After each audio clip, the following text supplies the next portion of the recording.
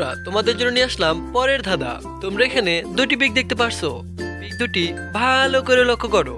প্রিয় বন্ধুরা, এবার বলো তো এখানে খেলাটির নাম কি হবে? তার জন্য তোমাদের সময় থাকছে মাত্র 5 সেকেন্ড।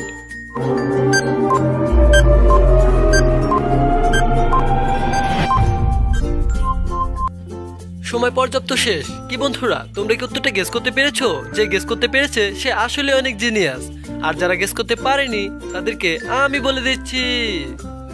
এখানে খেলাটির নাম হবে কানামাসি। এদিকে লেখা আছে কানা আর এদিকে আছে মাসি, তাহলে সব মিলে হয় কানামাসি। কি বন্ধুরা, তোমরা কি আগে উত্তরটা গেস করতে পেরেছো? এখানে তোমরা দুইটি পিক দেখতে পারছো। পিক দুটি ভালো করে লক্ষ্য করো। বন্ধুরা, এবার বলো তো এখানে দেশটির নাম কি হবে? তার জন্য তোমাদের সময় থাকছে মাত্র 5 সেকেন্ড।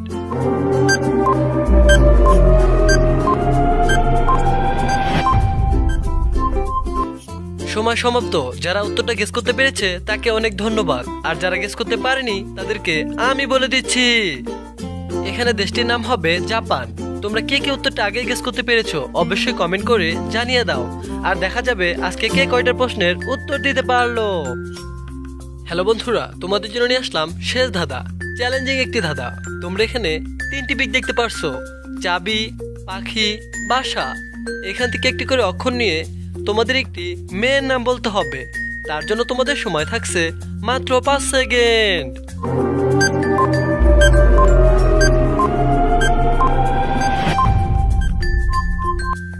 সময় সমাপ্ত।